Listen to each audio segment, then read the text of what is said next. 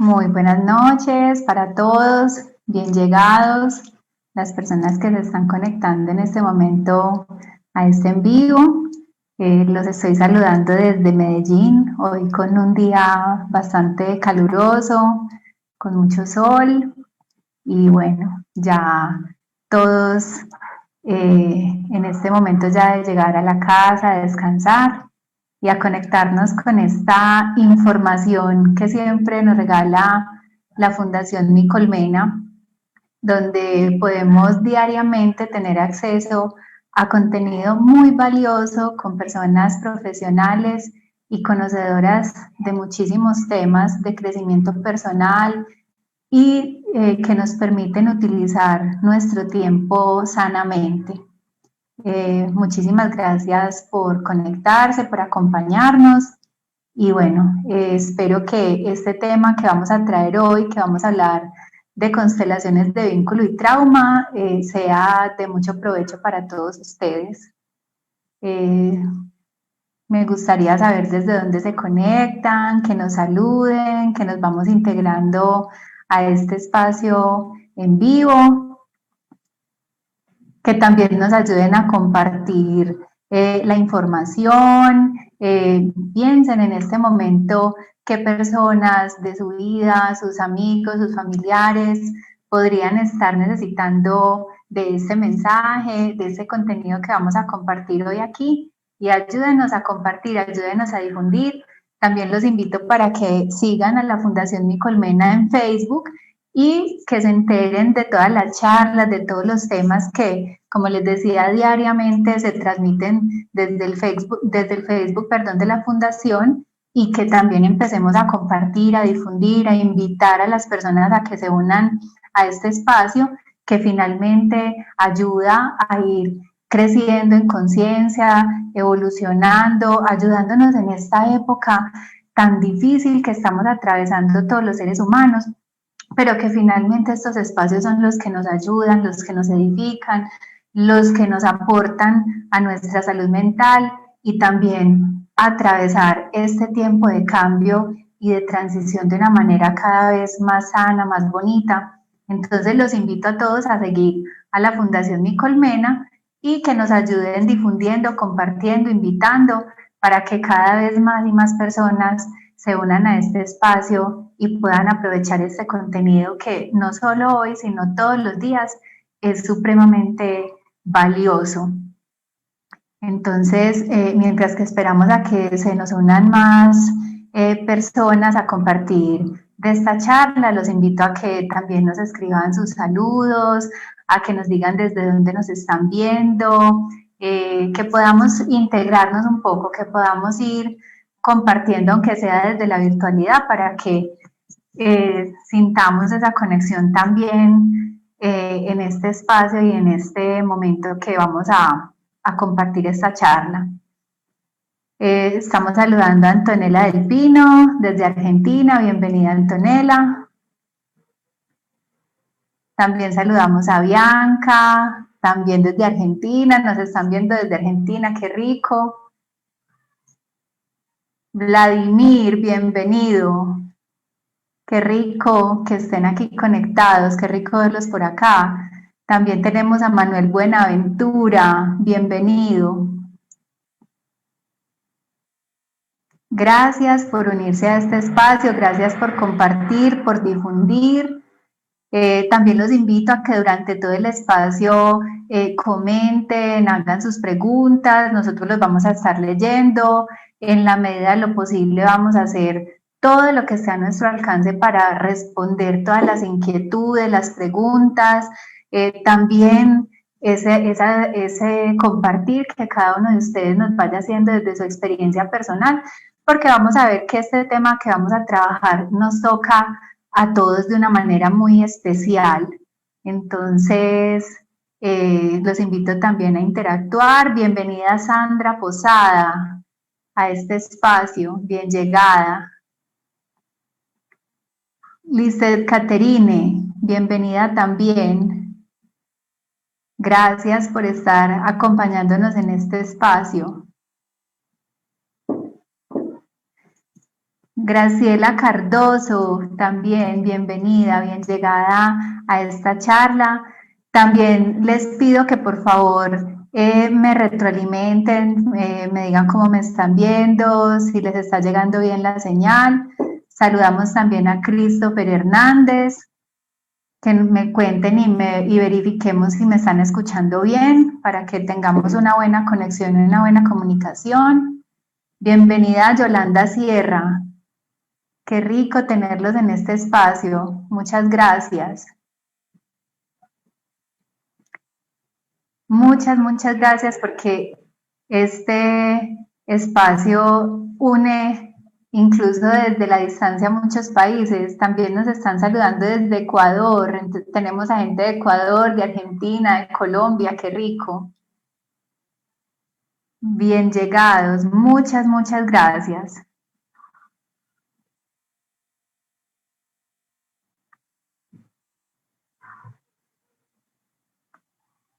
Gracias. Bueno, entonces oficialmente los saludo. Saludo también a Merchi Moreno, bien llegada.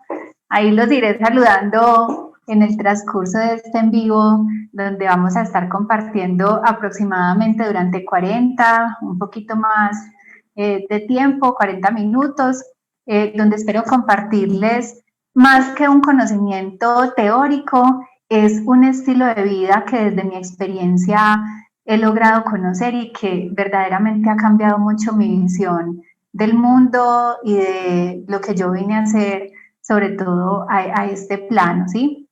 Me presento, yo soy Lina Durango, soy psicóloga de formación, pero digamos que siempre tuve la curiosidad y tuve pues como ese deseo de conocer desde ese campo que es la psicología diferentes formas de abordar la terapia, ese ejercicio tan bonito que es hacer terapia, donde tú llegas a tocar el alma, la historia personal, ese espacio íntimo de las personas que llegan a la consulta. Y en ese caminar, pues he conocido y me he formado en diversas formas de hacer ese acompañamiento. He tenido entrenamiento en programación neurolingüística, en coaching, pero llegó un momento en el que me encontré con una forma de hacer terapia que resonó mucho con mi proceso personal, ¿sí? Y esa forma de hacer terapia o ese estilo de vida, como les digo, porque para mí es algo más que una forma o una herramienta terapéutica, fueron en un principio las constelaciones familiares. Entonces, esto lo comparto con mucho amor porque sé que muchas de las personas que me están escuchando en este momento, que me conocen en mi ejercicio profesional, ya sea en consulta o sea en las charlas que he dictado, saben que para mí este tema es algo que me apasiona, saben que es algo que amo profundamente, que es una forma de vida que me ha mostrado una filosofía diferente y una forma de ver las cosas. Y siempre les comparto que llegué a este caminar desde mi experiencia personal, porque al igual que muchos de ustedes que me están escuchando en este momento, pasé por un momento de mi vida en el que yo me sentía con muchos altibajos emocionales. En mi adolescencia, sobre todo, tuve una época en la que sufrí depresión, tenía como un sinsentido bastante marcado en mi vida y eso me llevó a querer trabajar en mi proceso de crecimiento personal y empecé, digamos, como a atar unos puntos muy interesantes frente a mi propia historia personal.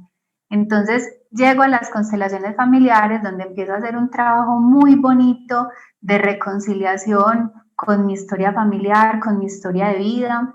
Les cuento que yo soy hija adoptiva, llego a una familia de crianza desde el mismo momento en que nací, 1 o 2 días después de haber nacido, y crecí en una familia absolutamente amorosa, donde me educaron, donde me dieron todo lo que ellos tenían para darme, pero aún así yo crecí y tenía ese sinsabor que no sabía de dónde salía, aunque toda la vida había sabido cuál era mi origen, ¿cierto?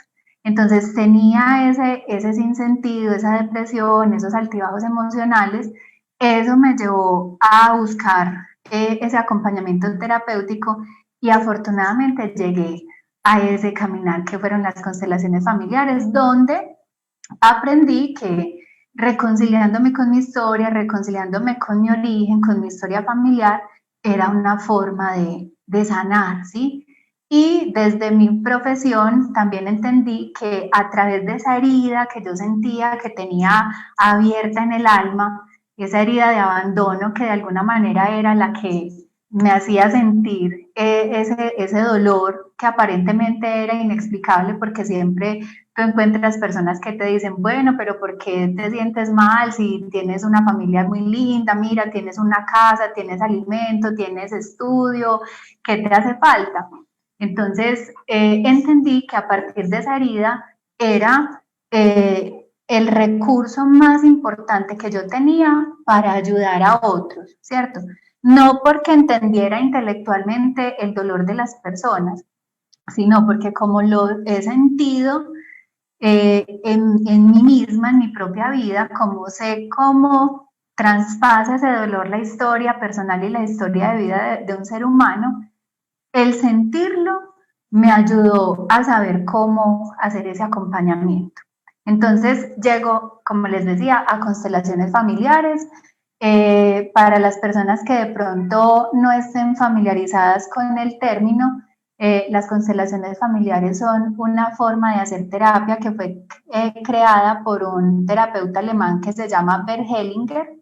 Él empieza a hacer todo un desarrollo en el que comienza a ayudarle a las personas a ver cómo desde sus ancestros, cómo desde esa parte transgeneracional, de esa herencia que recibimos de nuestra familia, que no es solamente genética, sino que nosotros también recibimos de nuestra familia herencias emocionales y que tenemos ciertas lealtades con nuestros ancestros, con los miembros de nuestra familia, que se empiezan a desarrollar en los sistemas familiares ciertas dinámicas que finalmente terminan traduciéndose en algunas dificultades con las relaciones, con el dinero, con el trabajo, con la enfermedad incluso. Entonces él empieza a mirar cómo se hacen todas estas dinámicas y hace todo o crea todo un método terapéutico que sirve para que las personas puedan ver esa imagen, que puedan encontrar cuáles son esas dinámicas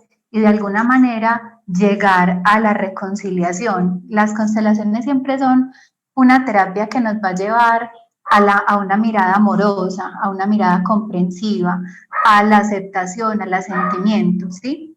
Entonces empieza el caminar desde las constelaciones familiares y llega un momento en el que quise profundizar un poco más en esa formación, quise formarme, ya venía en un camino como consultante, haciendo constelaciones durante varios años y quise formarme como terapeuta, así que busqué pues obviamente una formación que me llevara pues como a ese entendimiento y a esa capacidad de poder acompañar a otros a partir de la terapia de constelaciones y me encontré con otra forma de hacer constelaciones que son las constelaciones de trauma y vínculo.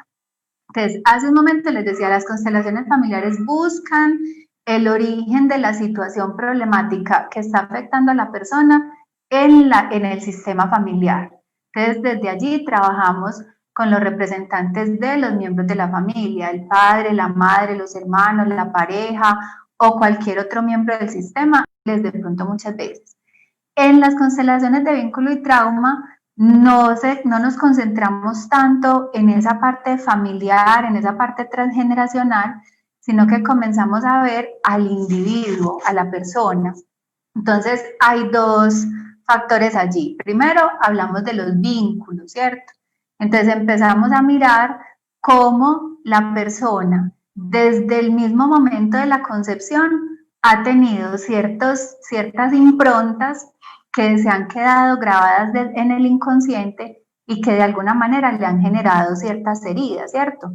Esta nueva forma de hacer constelaciones, que son constelaciones de vínculo y trauma, o muchas veces se conocen también como constelaciones de intención, son un desarrollo de un psicólogo también alemán que se llama Franz Rupert.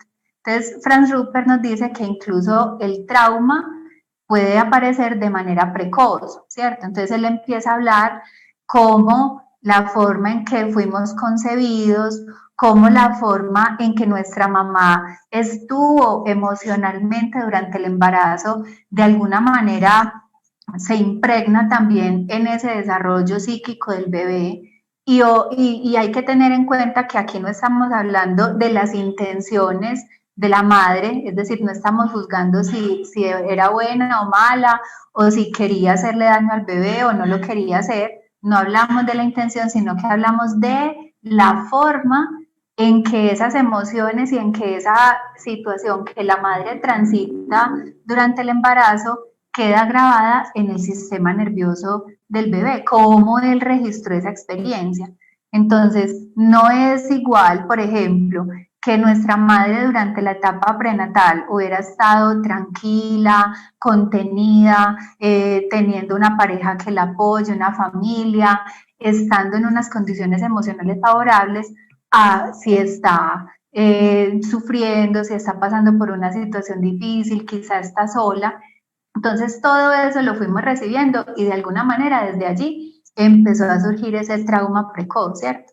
¿Cómo fue nuestro nacimiento? También ahí se habla de muchas condiciones que rodean la forma en que los niños vienen al mundo en esta época de la historia, que también marcan un hito desde lo que nosotros podríamos llamar el trauma, ese ambiente hospitalario, la separación que hay del bebé con la madre en el momento del nacimiento, aunque sea para ir a asearlo o ponerlo en condiciones para podérselo entregar a la mamá, pero ese momento del nacimiento es vivido por todo ser humano como la primera gran herida, ¿cierto? Esa primera gran separación.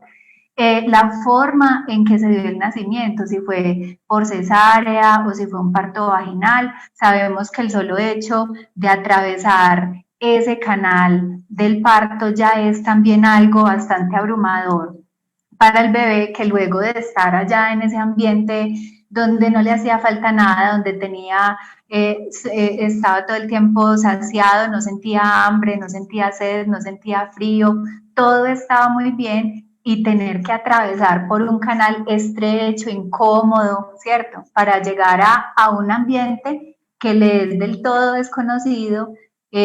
Rupert también habla mucho frente a ese trauma precoz de cómo incide el ambiente hospitalario, el frío, las luces, el hecho de toda esa indumentaria que usa el personal médico, ¿cierto? Entonces todo eso también se va mirando, cómo fueron esos primeros meses de vida, porque también ahí él retoma mucho la teoría de John Bowlby a partir de lo que es la formación del vínculo y del apego, y empezar a mirar si logramos transitar de una manera favorable por esa etapa y llegar a lo que Bowlby llamó el vínculo seguro, que es ese vínculo donde nos sentimos plenos, donde nos sentimos confiados, donde nos sentimos contenidos, donde sentimos esa seguridad de pertenencia, y sobre todo con la madre, que es el vínculo más importante que establecemos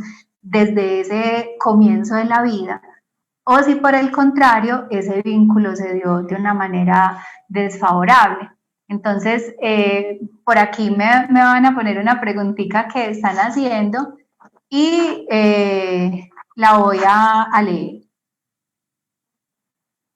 Ok, entonces están preguntando que si se podría decir que es mejor un nacimiento por cesárea. Entonces, que esa pregunta está muy buena, porque miren que de hecho no vamos a hablar acá de ni bueno ni malo, ni mejor ni peor, sino que obviamente cada parto se da en unas condiciones específicas, y muchas veces la cesárea obedece pues a una necesidad médica importante, ya sea para salvar al bebé o por un tema de la madre, desde la parte médica, ¿cierto? Por ejemplo, y volviendo a compartirles desde mi experiencia personal, yo soy mamá, tengo un hijo ya de 19 años y mi bebé nació en su momento por cesárea porque había una condición física que era estrechez pélvica, o sea, literalmente no había espacio para que atravesara el canal del parto. Entonces, teniendo en cuenta todos los riesgos que puede haber, si hay hipoxia, si puede haber una cantidad pues, de consecuencias, sea para el bebé o para la mamá, pues ya los médicos toman la determinación, ¿cierto? Pero sistémicamente, desde la parte terapéutica, ¿qué sabemos del parto vaginal y del parto por cesárea? Ese pasar por ese canal estrecho, por ese canal que es difícil, que le implica ese esfuerzo tan grande al bebé, marca una herida, sí, de pronto un esfuerzo grande, queda registrado como una experiencia pesada pues al principio, pero también genera en el inconsciente de esa persona una impronta y es ese primer gran triunfo, ¿cierto? Que es pasé por un espacio supremamente reducido, estrecho, que me incomodó, pero triunfé, ¿cierto? Nací, es ese primer logro también de la vida. Entonces, en el desarrollo posterior de esa persona que se va a ver, que hay ya en él algo internamente que le dice que cuando quiere llegar a una meta, se esfuerza y se moviliza y la consigue, ¿cierto? ¿Qué se ha visto de las personas que nacen por cesárea? Y incluso yo también lo comparto muchas veces de manera muy amorosa en los espacios que yo acompaño a las personas con las que estoy en terapia, porque lo que se dice de las personas que nacen por cesárea es que al no haber pasado por ese primer esfuerzo de haber pasado por el canal del parto, sino que simplemente él estaba ya muy cómodo, feliz en ese ambiente delicioso del vientre materno y llega un médico muy querido, le hace una incisión a la madre y lo sacan de allá sin ningún esfuerzo, ¿cierto? Entonces no queda esa primera impronta en el inconsciente y en el desarrollo posterior de la vida, lo que se puede ver psicológicamente hablando de esa persona es que de pronto son personas que hay que digamos, motivarlas más, ¿cierto? Que hay que estarlas acompañando más, que hay que estarles insistiendo más. No sé si de pronto será familiar de usted, para ustedes, nosotros acá en Colombia y muy específicamente en Antioquia y en Medellín, que es desde donde les estoy hablando en este momento, tenemos un dicho y acá se dice que es mejor parar que empujar, ¿cierto? Queriendo decir que es mejor una persona que sea proactiva que una persona que sea más bien pasiva y que haya que estarle diciendo qué tiene que hacer y que haya que estarle insistiendo, ¿cierto? En este caso, digamos que desde las observaciones que se han hecho, desde esa parte psicológica y sistémica, lo que se ve de las personas que nacen por cesárea es que de pronto habría que empujarlas un poco más, ¿cierto? Para que se motiven, para que hagan, para que logren. Y en el caso de mi historia personal, pues que les digo que lo viví con mi hijo, sí he visto que es cierto que se presenta esa dinámica y en consulta cuando he logrado compartir el tema con personas que han nacido por cesárea o que tienen hijos que nacieron por cesárea o que en su sistema familiar ha habido personas que han nacido por cesárea, comparten esa misma experiencia, ¿cierto? Que no quiere decir de ninguna manera que sea algo malo o que sea algo por lo que la persona se tenga que sentir mal o se tenga que sentir inferior. Simplemente la mirada es entender y tener una comprensión muy amplia de cómo las experiencias que vivimos desde el momento que fuimos concebidos de alguna manera nos marcan y tienen ciertas implicaciones en nuestra vida posterior y con esa información entonces ya entrar en ese proceso de conciencia, de sanación, de aceptación, de integración y de poder hacer algo ya desde el adulto, desde esa posición que nos convoca a ser responsables de nuestra propia vida para poder hacer algo con esa información, que finalmente es la conclusión de esta terapia de la que les estoy hablando, que es la terapia de trauma y vínculo, ¿cierto? Entonces, para retomar un poco, les estaba hablando sobre el vínculo Entonces empezamos a mirar cómo se dio ese vínculo, si mamá sí estuvo o no estuvo, o si de pronto estuvo, pero estuvo físicamente, pero de pronto emocionalmente fue una mamá distante, ¿cierto? Rupert también tiene una frase que digamos es como la que resume esa parte del vínculo y nos dice que una mamá traumatizada es al mismo tiempo una mamá traumatizante, ¿sí? No porque tenga una mala intención o porque sea una mamá maltratadora, sino porque muchas veces las mujeres estamos tan concentradas en ese dolor interno, en esos asuntos sin resolver, muchas veces en ese vínculo malsano o en ese vínculo enfermo que tuvimos con nuestra propia madre o con nuestro propio padre, y hay tanto dolor interno en la mujer y está tan concentrada en poder sobrevivir a ese dolor que no logra estar afectivamente disponible para el hijo. Entonces es posible que esa mamá sea muy efectiva en cuidar, alimentar, asear, estar pendiente de las necesidades físicas del hijo, pero que afectivamente no haya esa conexión, ¿cierto? Entonces, eso es vivido por ese bebé como un abandono, así la mamá esté presente físicamente, ¿sí? Entonces, ese trauma que tenemos muchas mujeres, inconscientemente lo transferimos al hijo, ¿sí? Y entre otras cosas, porque el mundo emocional de la madre se transfiere al hijo, incluso nos dice Rupert también que aquellas emociones que nosotras las mujeres sobre todo buscamos de alguna manera negar, que buscamos excluir, son las que más fácilmente le transmitimos a nuestros hijos. Entonces, les voy a poner un ejemplo. Supongamos que yo soy madre, estoy muy triste, estoy pasando por un momento de depresión muy, muy fuerte, pero yo no quiero que mis hijos se den cuenta que yo estoy triste y de pronto se escucha mucho, sobre todo en terapia, que la mujer dice, no, pero es que yo nunca lloro delante de mis hijos, cuando yo estoy mal, yo me voy o los dejo al cuidado de otra persona, lloro cuando ellos no me están viendo, trato de que ellos siempre me vean bien, que siempre me vean sonriente, que siempre me vean feliz, pero el hijo en su interior, desde el inconsciente, sabe que la mamá está triste, que la mamá está deprimida, ¿sí? Entonces, es muy bonito verlo en terapia porque también hay un concepto que nos viene de esa terapia sistémica y de esa terapia de constelaciones, y es que los hijos hacia la madre y hacia el padre también, pero muy especialmente hacia la madre, desarrollan algo que se llama el amor ciego. Entonces, el amor ciego, ¿cuál es? Es que yo voy en un movimiento amoroso hacia la madre, que es esa figura especial, es todo mi mundo. Y Hellinger decía que muchas veces cuando ese movimiento amoroso no se logra, sino que es un movimiento interrumpido, entonces el hijo se queda como patinando y se queda dando vueltas buscando la forma de lograr ese vínculo con mamá. Y a veces en el inconsciente del niño lo que llega es que para entonces yo poder estar vinculado con mi mamá, me tengo que convertir en el héroe de mi mamá. Y ese de volverme el héroe de mi mamá es que yo me convierto en el salvador.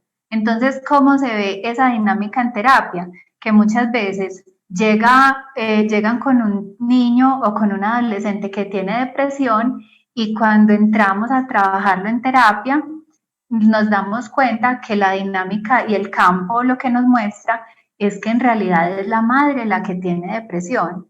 Y es como si el hijo dijera, mamá, yo sufro esta depresión porque es la forma en la que yo siento que si yo me deprimo, entonces yo te salvo a ti de ese dolor tan grande que estás sintiendo. Muchas veces nos encontramos en terapia con niños que llegan y el motivo de consulta es una ideación o a veces incluso hasta un intento de suicidio. Pero vamos y miramos a la madre y la madre también tiene esa desconexión con la vida, es la mamá la que se quiere morir. Entonces es como si internamente y por debajo de esa dinámica lo que hubiese es un mensaje donde el niño dice, antes de que tú te mueras, yo me muero porque siento que si me muero, te salvo a ti de ese destino. Es como si con mi muerte yo pudiera evitar que tú te mueras, ¿cierto? Entonces se desarrollan muchas veces unas dinámicas que no son sanas en esos primeros meses y en esos primeros años de vida, que es donde el niño está buscando establecer ese vínculo con mamá, ¿cierto? Y más adelante con papá. Entonces, cuando esos vínculos no se logran de manera sana, satisfactoria, cuando no logramos sentir esa conexión, cuando no logramos sentir ese amor, ese afecto de los padres, ya se empiezan a formar ciertas estructuras desde la personalidad y ciertas disfuncionalidades, podríamos decirlo así, que se van a manifestar a lo largo de la vida en todos esos vínculos que nosotros establecemos con la pareja, con las amistades, incluso a nivel laboral también. Porque eso que no logramos tomar de los padres en nuestros primeros meses y en nuestros primeros años de vida, casi que empezamos a replicarlo y a empezar a buscarlo afuera en otros vínculos, que ahí también desde las constelaciones familiares hay un trabajo muy bello que hace Joan Garriga Bacardí, y él escribe un libro que se llama ¿Y dónde están las monedas?, donde precisamente habla de eso, de qué pasa cuando nosotros no logramos tomar lo que necesitamos de los padres desde nuestra infancia y empezamos a querer encontrarlo en otras personas y en otros vínculos a lo largo de la vida, ¿cierto? Entonces, trabajamos todo ese tema del vínculo y cómo eso no haber establecido un vínculo sano, de alguna manera, deja una herida, ¿cierto? Deja un trauma, deja una impronta en nosotros. Entonces empezamos a trabajarlo desde allí. Y también trabajamos el trauma. Para nosotros el trauma, desde lo que trabaja Rupert y desde lo que se trabaja en terapia, ese trauma son experiencias de la vida que generan un impacto emocional muy fuerte en la persona, ¿sí? Esas pueden presentarse obviamente a lo largo de toda nuestra vida, ¿sí?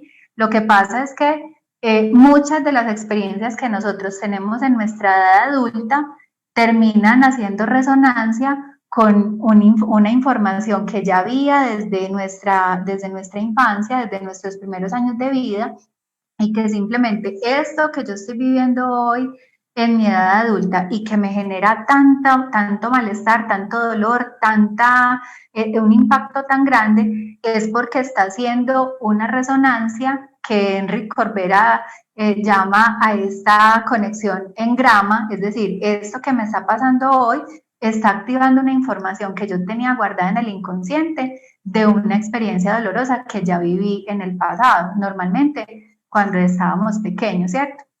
Entonces el trauma es esa experiencia dolorosa que nos deja sin respuestas, que nos deja como en un bucle donde constantemente estamos allí dando vueltas y de alguna manera nos quedamos en un sinsentido, sin respuestas.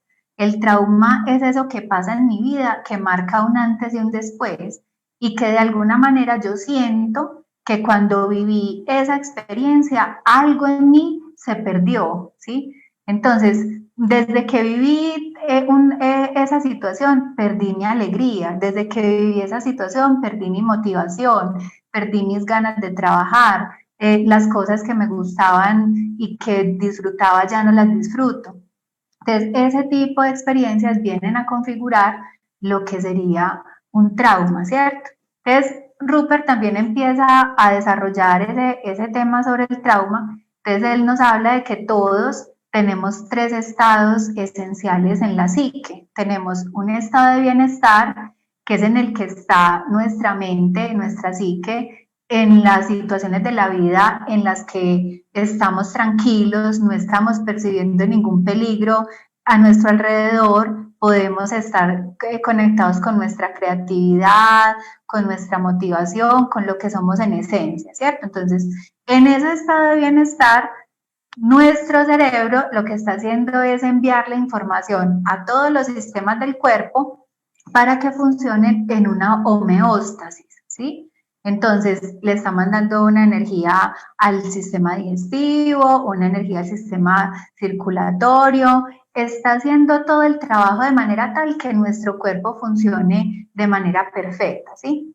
Pero nosotros filogenéticamente como especie traemos de nuestros antepasados primitivos unos mecanismos a nivel cerebral que nos ayudan a tener respuestas de huida y de ataque ante el peligro, ¿sí?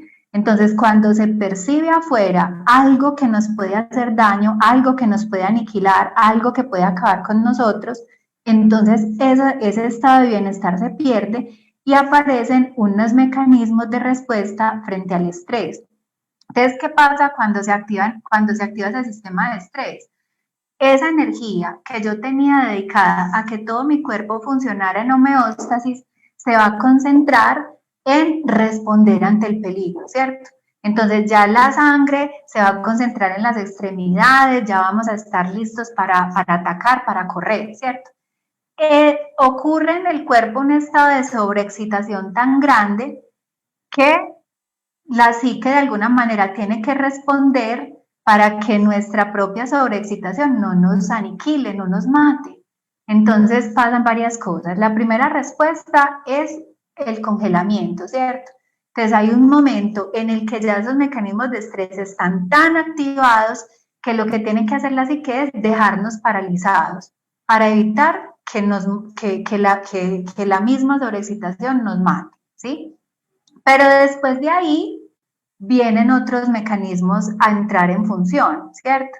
Entonces, antes de entrar a esos mecanismos, podríamos decir que si yo percibo un peligro, lo normal es que mi cuerpo se active, que yo logre responder ante ese peligro, que logre ponerme a salvo, pero que una vez yo vea que ese peligro desapareció, yo logre volver otra vez a mi estado de bienestar, ¿cierto? Entonces, y también teniendo en cuenta que hay situaciones objetivas de peligro, por ejemplo, si tú sales a la calle y ves que hay una situación donde te van a robar, donde te van a hacer daño, donde hay alguien que te puede agredir, obviamente hay que reaccionar con ese instinto de protección. Pero lo que tenemos en este momento, de pronto como dificultad más grande, es que muchos de los peligros y muchos de los estresores que activan nuestro cuerpo y que activan esos sistemas de estrés no necesariamente son externos, ni son situaciones objetivas y reales que estén ocurriendo en nuestra vida, sino que hay ciertos mecanismos también de estrés internamente que están funcionando desde nuestro pensamiento y ahí es importante tener en cuenta que nuestro cerebro, siendo tan poderoso, siendo tan capaz, teniendo tantas habilidades, tiene una gran dificultad y es que para el cerebro pensar y hacer es igual. Entonces el cerebro no es capaz de identificar cuando algo está ocurriendo en la realidad, cuando tú lo estás recordando o cuando te lo estás imaginando. Y como tenemos ese pensamiento holográfico, que todo el tiempo estamos aquí adentro viendo como una película mental y esa película mental tiene sonido, tiene color, tiene movimiento, tiene toda una producción. Entonces, si estoy pensando en algo que active esos sistemas de estrés, mi cuerpo todo el tiempo va a estar sobreexcitado, va a estar percibiendo un peligro que puede que no exista objetivamente en mi entorno, pero que desde mi interior yo lo estoy percibiendo y todo el tiempo me tiene en zozobra, ¿cierto? Que incluso eso ha pasado mucho durante todo este tiempo de pandemia y hay muchas personas que ya llevan más de un año con esos mecanismos de estrés todo el tiempo activados. Entonces, no en vano nos están diciendo que después de que pase todo este tema de riesgo biológico que es real y que está ocurriendo y que estamos viendo todo el tiempo lo que está pasando en todos los países del mundo, pero se viene después de esto también una ola de una pandemia, pero ya a nivel emocional, donde vamos a ver mucho la depresión, la ansiedad, donde vamos a ver todas esas respuestas de estrés constante y permanente, esas respuestas traumáticas de las personas frente a todo lo que estamos viviendo, ¿sí? Entonces, básicamente, cuando no logramos volver a ese estado de homeostasis, de bienestar, de tranquilidad, sino que permanecemos en esos sistemas de estrés, entonces ya la psique tiene que responder con otros mecanismos diferentes, ¿cierto? Entonces, lo primero que aparece con esa experiencia de estrés es la disociación. Entonces, ¿qué es yo estar disociado? Y en ese punto, pues, quiero que estemos tranquilos porque todos de alguna manera estamos disociados. Entonces, ¿qué es estar disociado? Es que cuando ocurre algo en mi vida, que yo percibo que es algo que sobrepasa mis mecanismos de respuesta y que yo no soy capaz de responder efectivamente frente a esa situación, entonces yo como que cojo esa información y la escondo por allá donde yo no la vea, ¿sí? Y creo una realidad alterna donde yo puedo seguir funcionando, ¿sí? Entonces, eso es lo primero que hacemos, disociarnos, apartarnos de esa realidad. Incluso cuando se trabaja el trauma, porque no solamente trabajamos el trauma desde la parte vincular, como les explicaba ahorita, sino que hay trauma sexual, hay trauma que aparece por temas de catástrofes naturales, el trauma que se genera por la pérdida, es decir, cuando perdemos un ser querido, cuando tenemos algún tipo de pérdida importante en nuestra historia vital, también se genera un trauma. Entonces, Rupert trabaja toda una serie de situaciones que se configuran como traumáticas, pero entonces lo que podríamos decir acá es que hay muchas situaciones que las personas perciben como traumáticas, donde hay un momento en el que ni siquiera pueden recordar cierta información relacionada con el evento que les generó el trauma.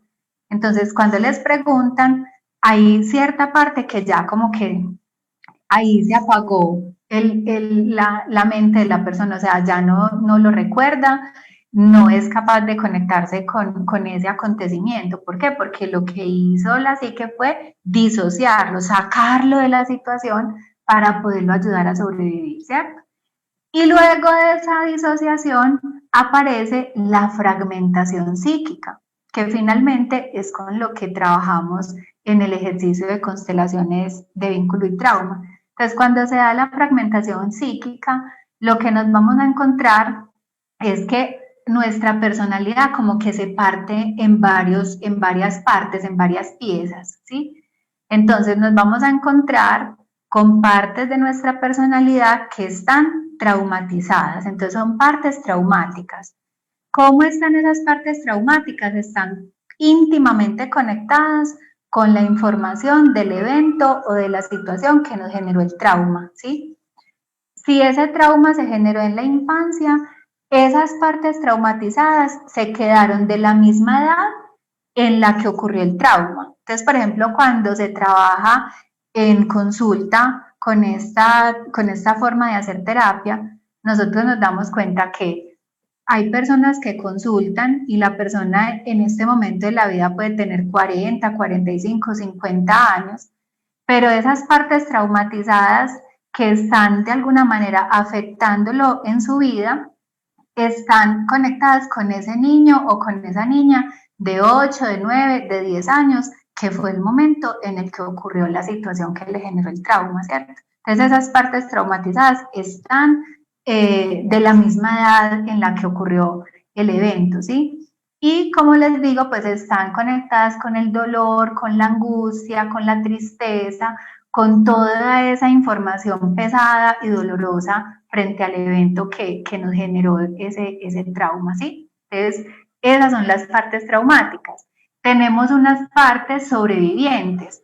Entonces, las partes sobrevivientes, ¿qué es lo que hacen? Buscar todo el tiempo que nosotros evitemos entrar en contacto precisamente con esa información que nos resulta tan dolorosa.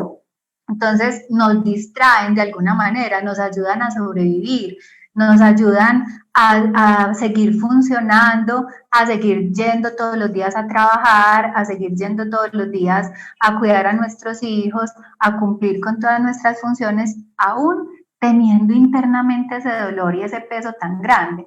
Entonces, las partes sobresalientes, ¿cuáles pueden ser? Por ejemplo, aquella persona que para no pensar en su dolor, en su angustia, entonces se mete de lleno en el trabajo. Para esa persona, el trabajo entraría a ser una forma de ser sobreviviente, ¿cierto?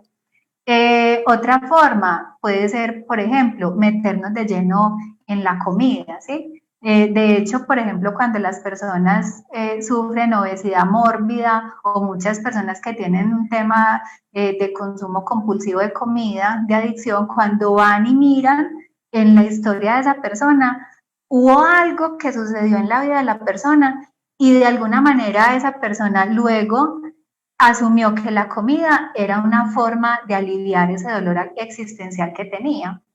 Y de ahí pues ya obviamente se vinieron otras consecuencias como fue la obesidad, por ejemplo. Pero entonces es esa forma de sobrevivir que tenemos. Otras personas se meten de lleno en las adicciones, por ejemplo. Entonces cuando tomo o cuando consumo ciertas sustancias, yo sé que me abstraigo y no tengo que pensar, no me duele nada, no siento nada, no me acuerdo de nada. Entonces ese tipo de situaciones ayudan a la persona a sobrevivir, ¿sí? Eso es en casos extremos, pero en la vida cotidiana nosotros tenemos muchas formas de ser sobrevivientes, ¿sí? Que es como de hacernos de alguna manera los de la vista gorda y no tener que mirar para eso que nos duele tanto. Hubo, por ejemplo, una situación muy particular, sobre todo desde el 2020, cuando empezó todo el tema del confinamiento, porque hubo mucha gente que venía en esa sobrevivencia muy dedicada a su trabajo, muy dedicada pues a sus actividades, al ejercicio, a otro tipo de cosas afuera todo el tiempo.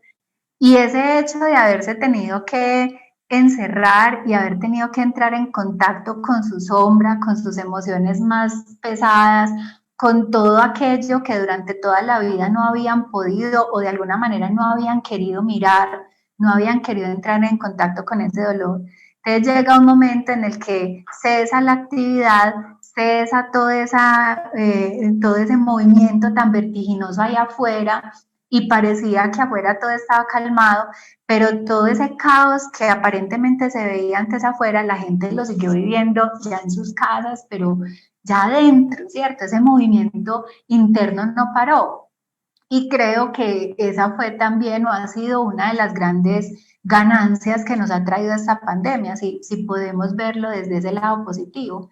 Y es que muchas personas pudieron entrar en ese proceso de introspección, de mirar hacia adentro, de encontrarse con ese niño herido, con esa niña herida y empezar a sanar una cantidad de situaciones que de alguna manera puede que les hayan jugado unas malas pasadas a lo largo de la vida, pero que a lo mejor la persona no conectaba con que ese tipo de eventos en su vida fueran los que le estuvieran generando esas vivencias incluso de manera cíclica y repetitiva, ¿cierto? Entonces, a eso se dedican las partes sobrevivientes de la personalidad, a que yo no entre en contacto con esa información que me duele, que me genera angustia, que me genera tristeza, ¿sí? Y todos también tenemos partes sanas. Entonces, ¿cuáles son nuestras partes sanas? Son esas partes que de alguna manera recuerdan y reconocen esa verdadera esencia que nosotros somos. Son esas partes que nos hacen resilientes de alguna manera porque nos conectan con la creatividad, nos conectan con nuestros recursos internos, nos conectan con la alegría, nos ayudan a interactuar de manera sana con el otro, nos llevan a buscar ese estado de bienestar y ese estado de felicidad que finalmente pues de alguna manera buscamos a lo largo de la vida. Entonces, ¿qué pretende la terapia de vínculo y trauma? Pretende que esas partes sanas de la personalidad crezcan, se vuelvan robustas, se fortalezcan, de alguna manera no eliminamos las otras, no eliminamos las traumáticas ni las partes sobrevivientes porque también existen y puede que permanezcan ahí durante toda la vida, pero lo que buscamos es que esas partes sanas sean las protagonistas, ¿cierto? Sean las que más conecten a la persona con su esencia, ¿sí?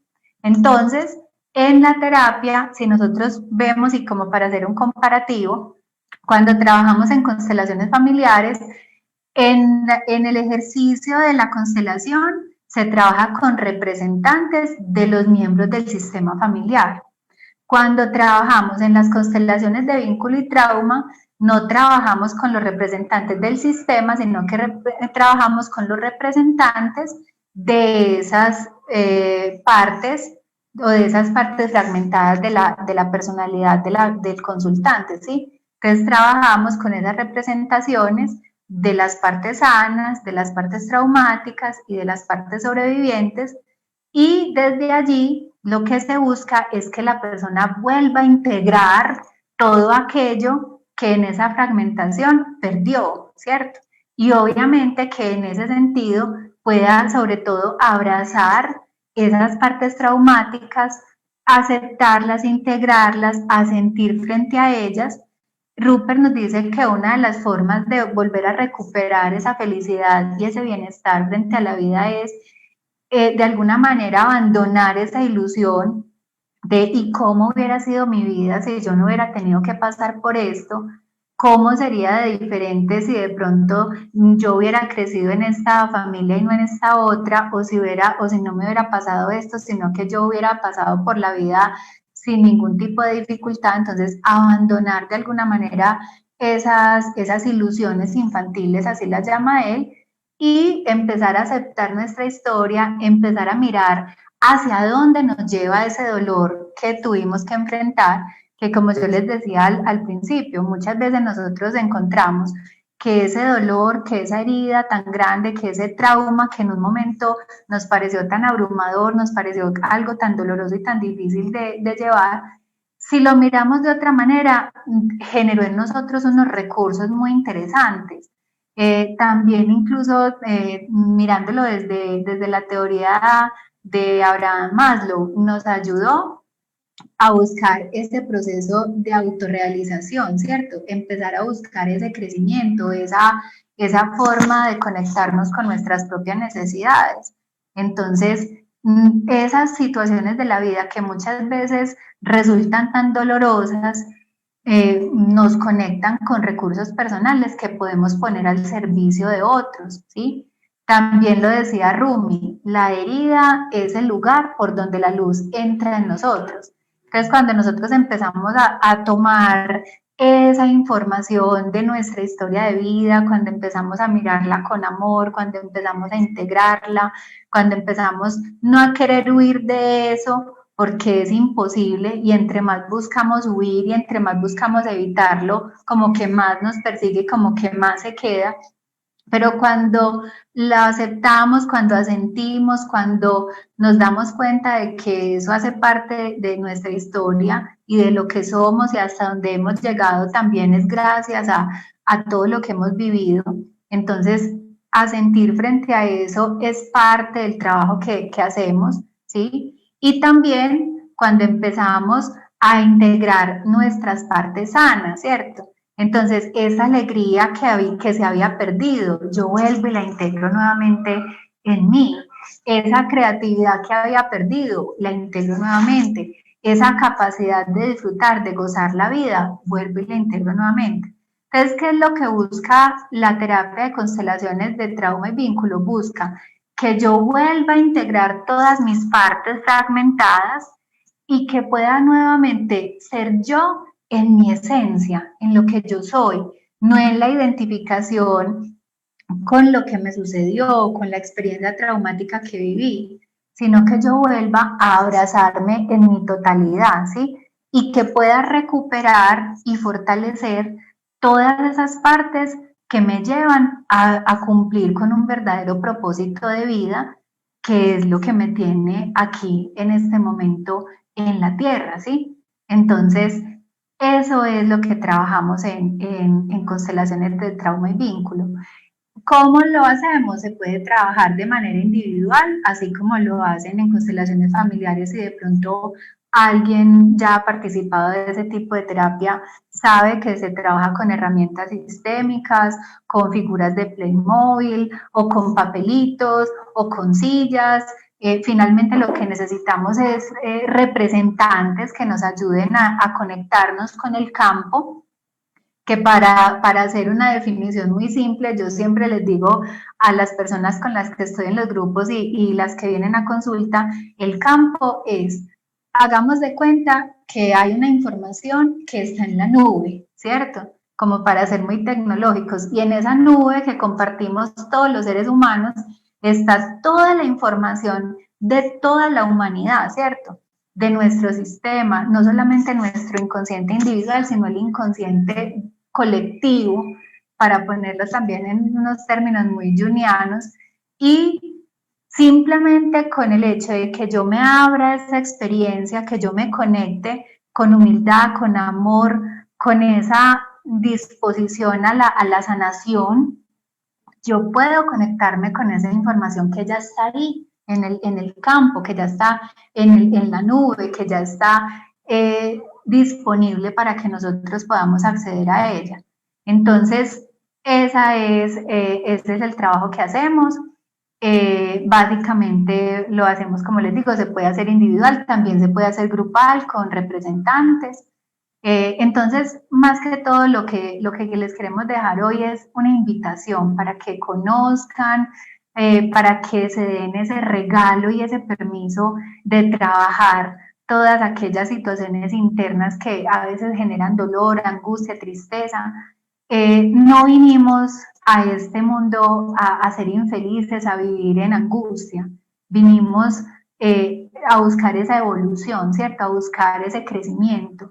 Y eso implica que podamos mirarnos en nuestras heridas y tener esa apertura y esa disposición para sanarlas. Este es el espacio para ver diferentes formas de hacerlo, diferentes alternativas.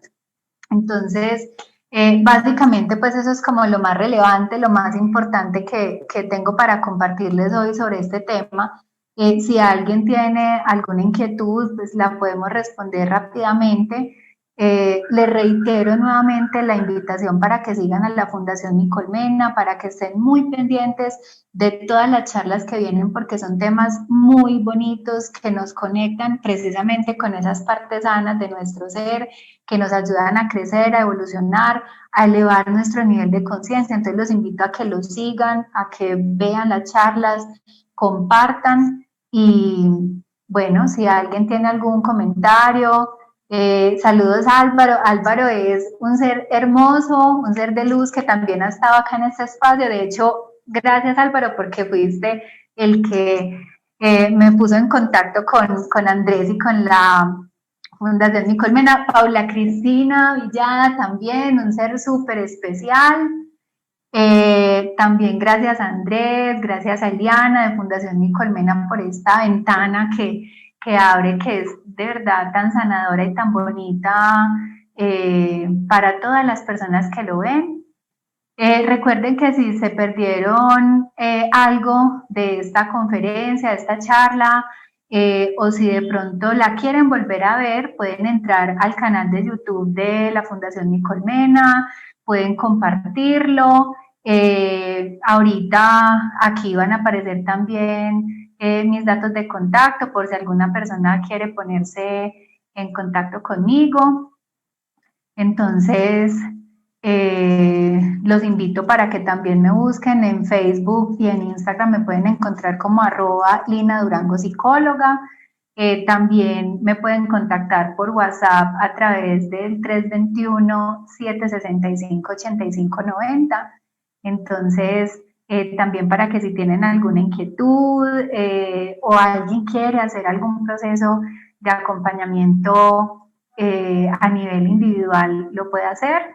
Y bueno, espero poder acompañarlos después nuevamente con otros temas en este mismo espacio. Muchas gracias por haberme escuchado, por darme esta oportunidad y quedo profundamente agradecida con la vida y con la fuente por darme esta oportunidad. Entonces, por favor, miren el perfil de Fundación Nicole Mena en Facebook para que miren todo lo que hay de programación de lunes a viernes. Los sábados no hay transmisión, perdón, entonces de lunes a viernes, sábado no hay y el domingo sí. Entonces los esperamos para que nos vean, para que nos acompañen, para que compartan, para que participen y muchísimas gracias por este espacio.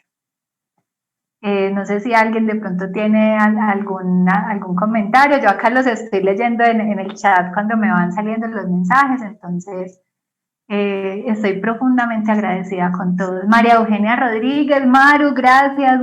María Eugenia también es una amiga del alma que llevo en mi corazón desde hace muchísimos años. También una maestra de luz, una maga también es María Eugenia. Muchísimas gracias por acompañarme, porque veo que hay personas muy, muy, muy especiales de mi vida aquí escuchando este mensaje. Muchas gracias.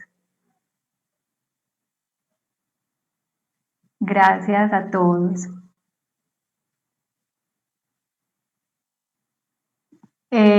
Bueno, aquí